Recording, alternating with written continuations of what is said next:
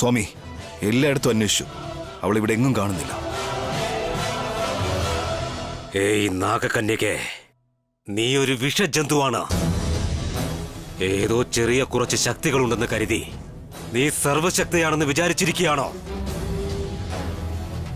എന്റെ മന്ത്രശക്തിക്ക് മുന്നിൽ നീ തല താഴ്ത്തിയേ മതിയാകൂ. എന്റെ മന്ത്രശക്തിക്ക് മുന്നിൽ നീ തല താഴ്ത്തി നിന്നേ പറ്റൂ. എവിടെയാണ് നീ? എവിടെയാണ് നീ? ശരീരം മുഴുവൻ കാലഭൈരവന്റെ ഭക്തി നിറഞ്ഞു നിൽക്കുന്നവനെ, ഓരോ ദിവസവും അവനെ ധ്യാനിച്ച് അവനാണ് എന്റെ സർവവുമെന്ന് കരുതുന്നവനാണ് ഞാൻ. ശരീരം മുഴുവൻ വിഷം നിറഞ്ഞിരിക്കുന്ന വിഷജന്തുവാണ് നീ.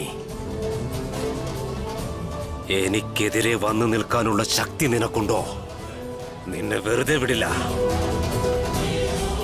എവിടെയാണെങ്കിലും നിന്നെ കണ്ടുപിടിച്ച് കൊന്നിരിക്കും. ജയ് മഹാകാല! അങ്ങാണ് എന്റെ സർവവുമെന്ന് ഞാൻ വിചാരിച്ചിരിക്കുന്നത് സത്യമാണെങ്കിൽ, അങ്ങേക്കുള്ള വഴിപാടിൽ എന്റെ ജീവിതം സമർപ്പിച്ചിരിക്കുന്നത് സത്യമാണെങ്കിൽ, ആ വിഷജന്തുവിനെ എന്റെ മുമ്പിൽ കൊണ്ടുവരൂ. അങ്ങയെ വിശ്വസിച്ച് വരുന്നവരെ അങ്ങ് കൈവിടില്ലല്ലോ, പ്രത്യേകിച്ചും അങ്ങയുടെ ഭക്തന്മാരെ. അപ്പോൾ എന്നെ വിശ്വസിച്ച് വന്ന ഭക്തരെ ഞാൻ കൈവിടുന്നത് ന്യായമാണോ പ്രഭോ? സ്ഥിരമായൊരു സ്വന്തം രൂപമില്ലാത്ത വിഷജന്തുവാണത്. ഓരോ ദിവസവും അങ്ങയെ മാത്രം പൂജിച്ച് അങ്ങാണ് എന്റെ ദൈവമെന്ന് വിശ്വസിക്കുന്ന എനിക്ക് അങ്ങ് സഹായം ചെയ്യണം. ജയ് മഹാകാല! അവൾ എവിടെയുണ്ട്? എവിടെയുണ്ട്?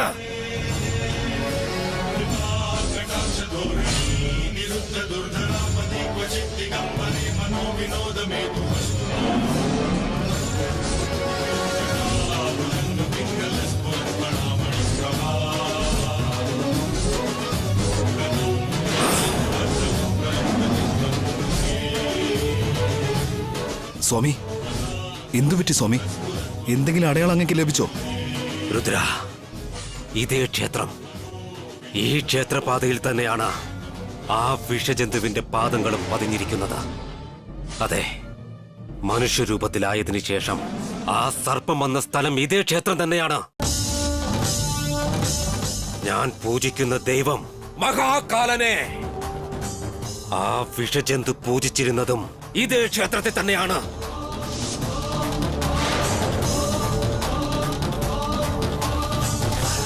പക്ഷെ ഒരു കാര്യമുണ്ട് രുദ്ര, നമ്മൾ വിചാരിച്ച പോലൊരു സാധാരണ സർപ്പമല്ലത്.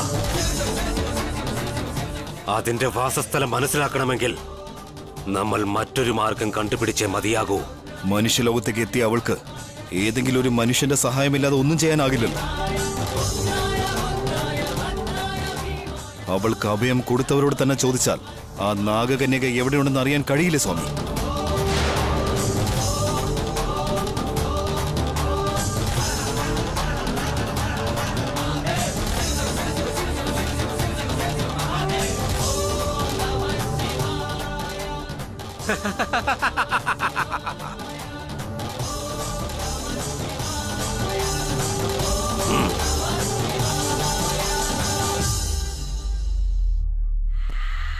ആ വിക്രമും സരോജവും ഇതുവരെയായിട്ടും വന്നില്ലല്ലോ.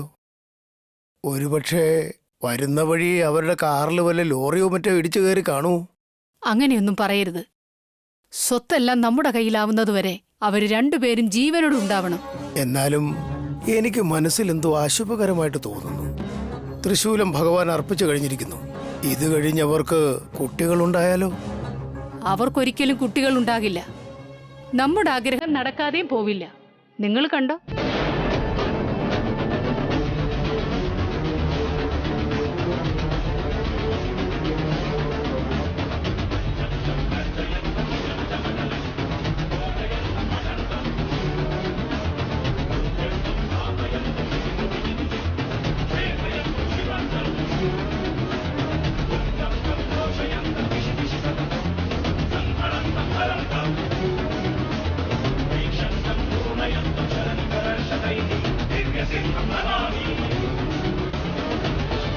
എന്താ മോളെ ഇവിടെ തന്നെ നിന്നത്? എന്താ പേടിയാണോ? ഒരു മടിയും വിചാരിക്കണ്ട. ഇത് സ്വന്തം വീടെന്ന് കരുതിയാ മതി. അകത്തേക്ക് വാ.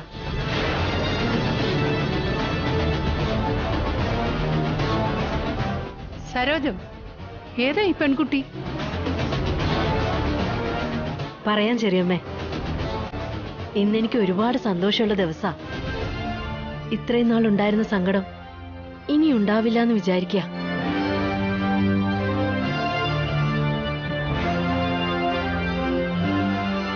ഇവളെ കാണുമ്പോഴൊക്കെ മനസ്സിന് വല്ലാത്തൊരു സന്തോഷം. ചെറിയമ്മേ, ഒരു ഗ്ലാസ് പാല് കൊണ്ടുവരാമോ? അനന്യയ്ക്ക.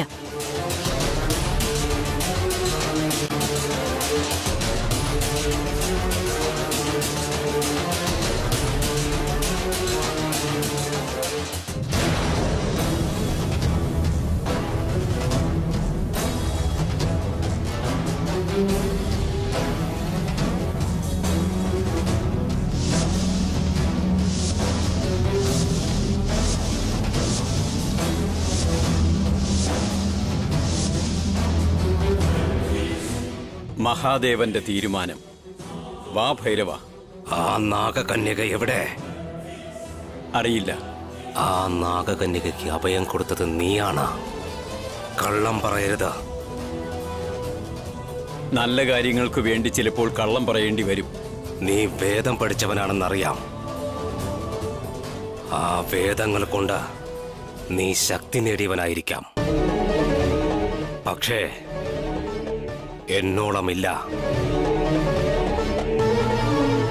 ആ നാഗകന്യക എവിടെയാണെന്ന് പറയോ? ഇല്ലെങ്കിൽ നിന്റെ ജീവൻ ഞാൻ എടുക്കും.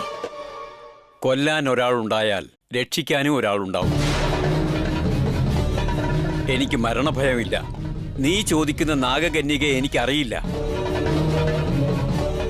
നാഗകന്യക ഇവിടെയില്ല. ഇനി നിന്നോട് സംസാരിച്ചിട്ട് ഒരു കാര്യവുമില്ല. രുദ്ര, പറയൂ സ്വാമിജി. എന്റെ മനസ്സ് പറയുന്നു, ആ നാഗകന്യക ഇവിടെ തന്നെയുണ്ട്. ഇവിടെ മനുഷ്യരൂപത്തിൽ ജീവിക്കുകയാണ്. പക്ഷേ ഇപ്പോഴെന്റെ കൺമുന്നിൽ തെളിയുന്നില്ല. ആ ഇച്ഛാധാരി നാഗകന്യകയുമായി ബന്ധപ്പെട്ട വസ്തു ഇവിടെ ഉറപ്പായുമുണ്ട്. അവളുമായി ബന്ധപ്പെട്ട വസ്തു പോയി എടുത്തിട്ട് വാ. അതിനുശേഷം എന്റെ ശക്തി എന്താണെന്ന് കാണിക്കാം. ഇവിടെ വച്ച് തന്നെ അവളെ ബലി കൊടുക്കാം. അവൾ തൊട്ട വസ്തു, അവൾ അണിഞ്ഞ വസ്ത്രം, അവൾ തൊട്ട പാത്രം, പൂക്കൂട ഏതെങ്കിലും എടുത്തിട്ട് വാ. ഇവിടെ നിന്നുകൊണ്ട് തന്നെ ആ ഇച്ഛാധാരി നാഗകന്യകയെ ബലിയാക്കും ഞാൻ. അവൾ മരണപ്പെട്ട് കഴിഞ്ഞു.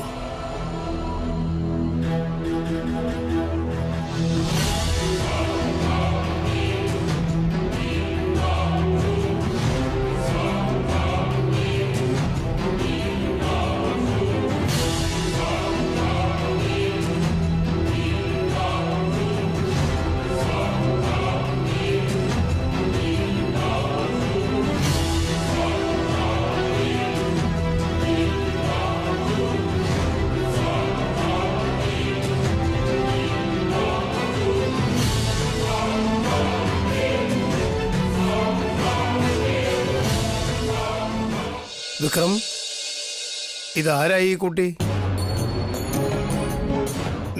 നിന്റെ അമ്മയുടെ അകന്ന ബന്ധത്തിലുള്ളതാണോ? യാദൃശ്യമായിട്ട് കണ്ടുമുട്ടിയതാ? ഒരു ബന്ധത്തുമില്ല ചെറിയച്ഛ. പക്ഷേ മഹാദേവൻ ഞങ്ങൾക്ക് തന്ന ഒരു സമ്മാനമാ. എന്നുവെച്ചാൽ ഈ പെൺകുട്ടി ആരാണ്? മഹാദേവ ക്ഷേത്രത്തിലുണ്ടായിരുന്നതാ. പൂജാരിയുടെ അനുവാദത്തോടെ കൂട്ടിക്കൊണ്ടുവന്നു.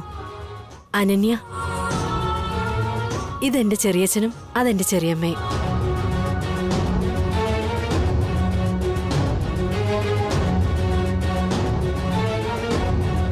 ഓ, വീട്ടുജോലികൾക്ക് വേണ്ടി കൊണ്ടുവന്നതായിരിക്കും അല്ലേ? അവളിവിടെ വീട്ടുജോലിക്കൊന്നും വന്നതല്ല ചെറിയമ്മേ. ഓ, 2 ദിവസം താമസിച്ചിട്ട് പോകാനായിട്ട് വന്നതല്ലേ? ദുർഗാപുരം ക്ഷേത്രത്തിലിരുന്ന് ബോറടിച്ചിട്ടുണ്ടാവും അല്ലേ? അതുകൊണ്ടാണ് ഇങ്ങോട്ട് വന്നതെന്ന് മനസ്സിലായി. 2 ദിവസം റെസ്റ്റ് എടുത്തിട്ട് പോമോളെ.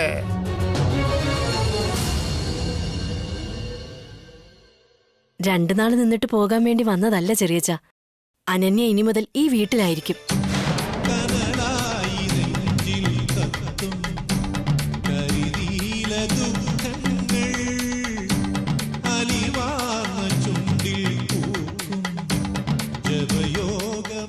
ഞാൻ ജന്മം കൊടുത്തതല്ലെങ്കിലും ഇവൾ എനിക്ക് എന്റെ മോള് തന്നെയാ.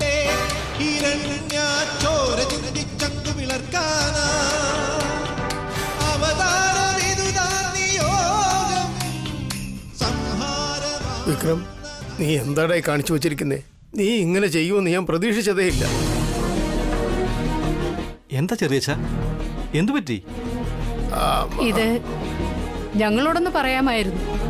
ഇത്രയും നാള് ഞങ്ങളോടൊന്നും പറയാതെ നിങ്ങളൊന്നും ചെയ്യാറില്ലായിരുന്നല്ലോ. അങ്ങനെയല്ല ചെറിയമ്മേ, ഞങ്ങൾ ക്ഷേത്രത്തിൽ പോയത് തങ്കത്രിശൂലം കൊടുക്കാൻ തന്നെയാ.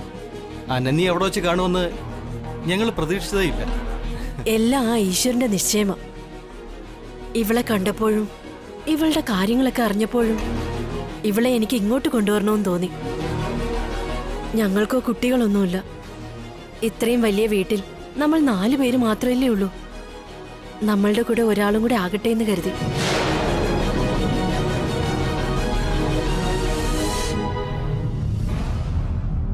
കത്തി തീരട്ടെ ഈ വലിയ വീട്, പാഴായി പോട്ടെ ഈ പൂർവജന്മ ബന്ധം.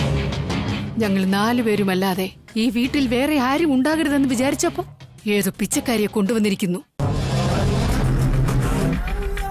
നീ അകത്തേക്ക് ചെല്ലുമോളെ, പോയി റെസ്റ്റ് എടുക്ക. റൂമും കാണിച്ചു കൊടുക്കാം, പാലും കൊടുത്തേക്കാം.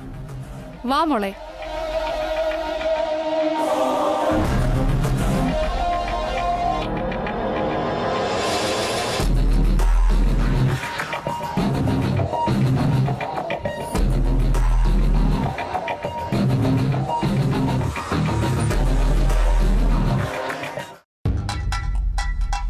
വീട്ടിനുള്ളിൽ ഒന്നും തന്നെ ഇല്ല സ്വാമി.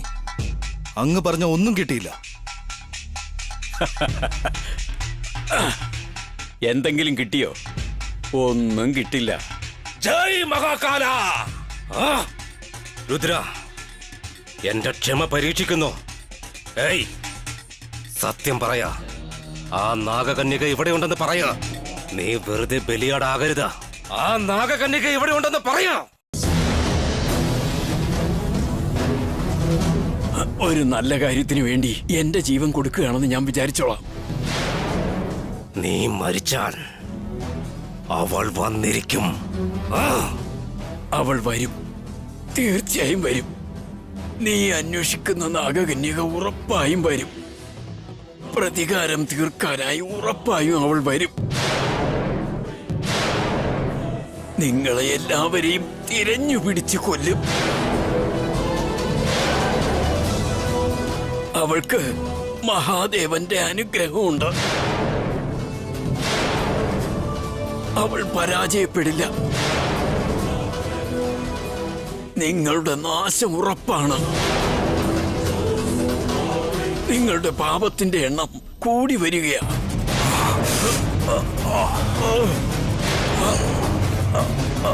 മഹാദേവ, മഹാദേവ, മഹാദേവ, മഹാദേവ, മഹാദേവ.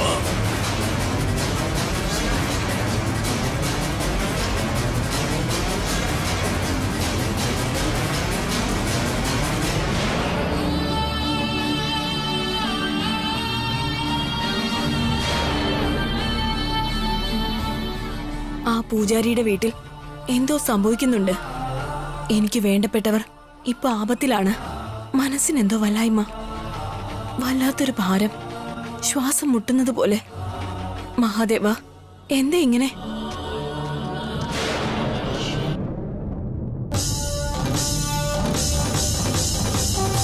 ജീവൻ പോയിരിക്കുന്നു സ്വാമി.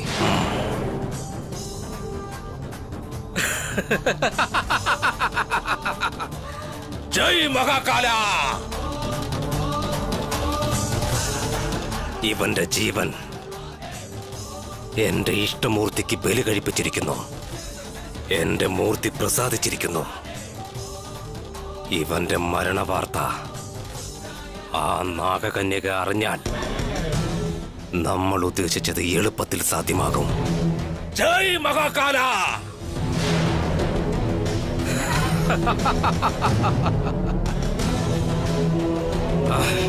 രുദ്ര, എനിക്കൊരു പ്രധാനപ്പെട്ട ജോലിയുണ്ട്. കുറച്ചു കഴിഞ്ഞ് ഞാൻ നിന്നെ കണ്ടോളാം. ജയ് മഹാകാല!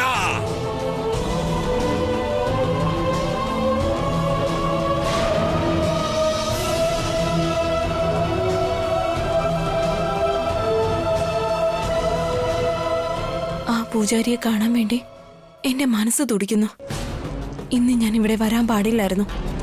നാളെ വന്നാൽ മതിയായിരുന്നു. ഇന്ന് ഞാൻ ക്ഷേത്രത്തിൽ തന്നെ ഉണ്ടാകേണ്ടതായിരുന്നു. എന്തേ എനിക്ക് ഇങ്ങനെയൊക്കെ തോന്നുന്നേ? പൂജാരിയുടെ ഓർമ്മകൾ പെട്ടെന്ന് എന്താ വരുന്നത്? ആപത്തെന്തെങ്കിലും സംഭവിച്ചു കാണുമോ? പൂജാരി എന്തെങ്കിലും പ്രശ്നത്തിലാണോ?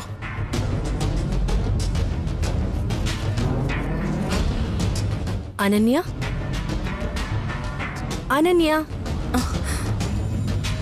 എന്താ നീ ആലോചിച്ചോണ്ടിരിക്കുന്നേ?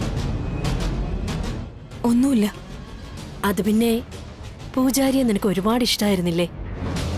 അദ്ദേഹത്തെ പിരിഞ്ഞു വന്നതിൽ നിനക്ക് നല്ല സങ്കടമുണ്ടല്ലേ? അതല്ലെങ്കിൽ നിന്നോടൊരു വാക്കുപോലും ചോദിക്കാതെ ഇങ്ങോട്ട് കൊണ്ടുവന്നതിന് നിനക്കെന്തെങ്കിലും വിഷമമുണ്ടോ മോളെ? വിഷമമില്ലാതിരിക്കുമോ സരോജം? സ്വന്തം നാട് വിട്ടിങ്ങോട്ട് വരുമ്പോ ആർക്കായാലും വിഷമം തോന്നില്ലേ സരോജം? അതുമല്ല, നമ്മുടെ പൂജാരി എന്ന് വെച്ചാ നല്ല സ്നേഹമുള്ള ഒരാളല്ലേ, നല്ലൊരു മനുഷ്യനുമാണ്. അങ്ങനെ ഒരാളെ വിട്ടിട്ട് വരുമ്പോ ശരിക്കും വിഷമം ഉണ്ടാവുമല്ലോ. ആ, നിനക്ക് പോകണമെന്നുണ്ടെങ്കിൽ പൊയ്ക്കോ, പോയി അദ്ദേഹത്തോടൊപ്പം തന്നെ നിന്നോളൂ. ചെറിയമ്മേ, ദൈവം ഏത് ഇങ്ങനെയൊന്നും പറയല്ലേ.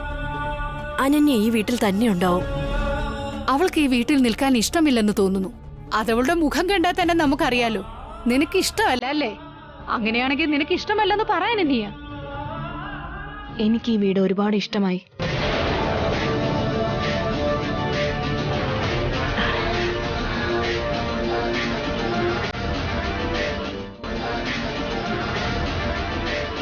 ഇവളിപ്പോ പറഞ്ഞ ഈ ഒരു വാക്കിന് എന്റെ ആഗ്രഹങ്ങളും ഇഷ്ടങ്ങളും ഇല്ലാതാക്കാനുള്ള കഴിവുണ്ട്. ഇവൾ എനിക്കൊരു ശനിയായിരിക്കും. എന്തിനാ ഇവൾ ഇവിടേക്ക് വന്നത്? ഇവളെ എന്തെങ്കിലും ഒന്ന് ചെയ്തേ പറ്റൂ.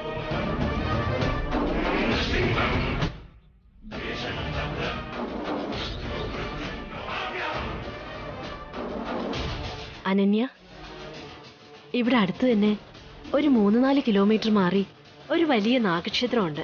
അവിടെ എനിക്ക് പോയി വിളക്ക് കത്തിക്കേണ്ടതുണ്ട്. ഞാൻ പോയിട്ട് വരാം. അനന്യ, നിനക്ക് എന്തെങ്കിലും ഇഷ്ടങ്ങളുണ്ടെങ്കിലും ഇനി ഇഷ്ടക്കേടുകളുണ്ടെങ്കിലും അത് നീ എന്നോട് പറഞ്ഞാൽ മതി. അതിനൊരു മടിയും വിചാരിക്കണ്ട. മനസ്സിലായോ?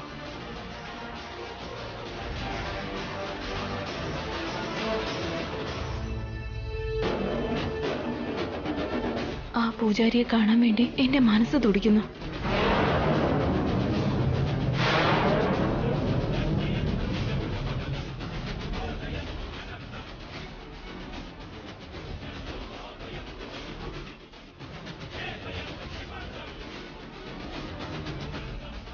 ആ നശിച്ച പാമ്പ് കണ്ടുപിടിക്കുന്നതിന് മുമ്പ് രക്ഷപ്പെട്ടു കളഞ്ഞു. അതിനെ കൊല്ലാതെ എനിക്ക് സമാധാനമില്ല. എന്നെ വിശ്വസിക്കുന്നവർക്കും സമാധാനമില്ല. എല്ലാവരുടെയും മനസ്സമാധാനം കെടുത്തി അവളെ എങ്ങനെ ഇല്ലാതാക്കണമെന്ന് എനിക്കറിയാം. ജയ് മഹാകാല! ദേവ, മഹാദേവ! ഓരോ നിമിഷവും ഓരോ മാത്രയും അങ്ങയെ ധ്യാനിച്ചു കൊണ്ടിരിക്കുന്ന ഞാൻ ഒരു സർപ്പത്തോട് തോറ്റുപോകണമെന്ന് അങ്ങ് ആഗ്രഹിക്കുന്നുണ്ടോ? അങ്ങയുടെ ഭക്തനായ ഞാൻ ഒരു സർപ്പത്തോട് തോൽക്കണമെന്നാണോ ആഗ്രഹം? ഇല്ല. ഇത്രയും നാൾ ഞാൻ ചെയ്ത തപസ്സിന് അങ്ങനെക്ക് വരം നൽകിയേ പറ്റൂ. പക്ഷെ ഞാൻ അങ്ങയോട് ഇതുവരെ ഒന്നും ചോദിച്ചിട്ടില്ല. എനിക്ക് വേണ്ടതൊന്നു മാത്രം, ആ നാഗകന്യകയുടെ മരണം, ആ നാഗകന്യകയുടെ സർവനാശം. ജയ് മഹാകാല! അങ്ങ് എനിക്ക് തന്നിരിക്കുന്ന ശക്തികളെല്ലാം തന്നെ ആ നാഗകന്യകയ്ക്ക് നേരെ ഉപയോഗിക്കുകയാണ് ദേവ.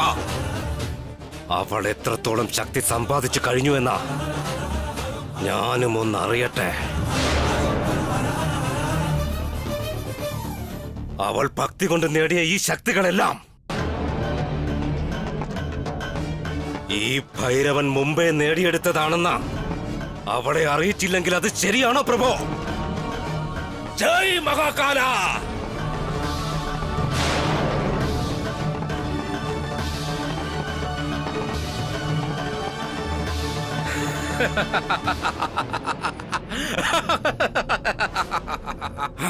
ജയ് മഹാകാല!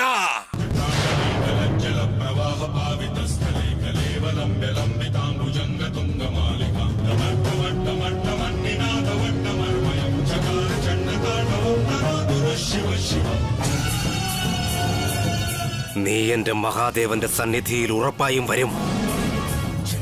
നീ എന്റെ ഈ മായാവലയം മറികടന്നാൽ നീ എനിക്ക് മാത്രം സ്വന്തം.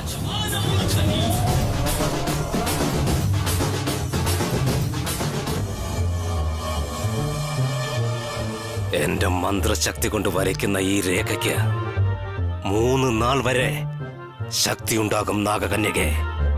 അതിനുള്ളിൽ നീ ഇതിനെ ഒരു തവണ മറികടന്നാൽ നിന്റെ മരണം നീ തന്നെ അന്വേഷിച്ചു വന്നതുപോലെയാകും.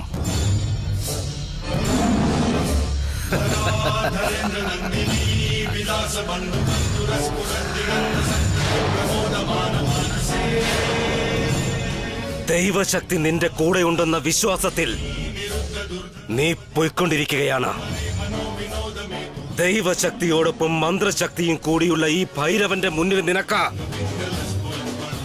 നിൽക്കാൻ പറ്റുമെന്ന് ആലോചിക്കാതെയാണ് നീ ഈ ലോകത്തേക്ക് വന്നത്. വാ വാ വാ! നിന്റെ ശക്തി എത്രത്തോളം ഉണ്ടെന്ന് ഞാനും ഒന്നറിയട്ടെ. എന്റെ ശക്തി എന്താണെന്ന് നിന്നെ അറിയിക്കാൻ സമയമായിരിക്കുന്നു. വാ!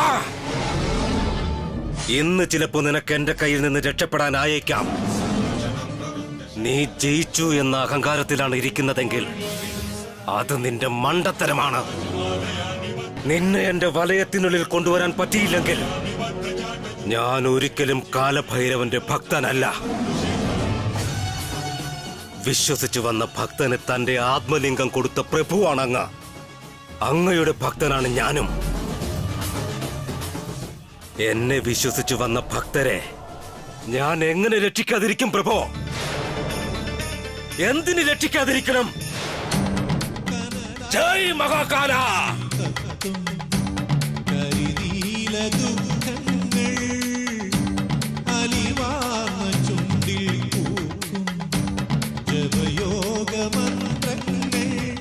ക്രോധമോടെ കുതിച്ചു വരുന്നുണ്ടേ ചോര ചിന്തിച്ചങ്കു വിളർക്കാനാ അവതാരവിതുദാനിയോഗം സംഹാരം. ജയ് മഹാകാല! ധരണിയിൽ നിന്നും ജ്വാല കണക്കെ ജലധിയിൽ നിന്നും മുങ്ങിപ്പൊങ്ങുന്നേ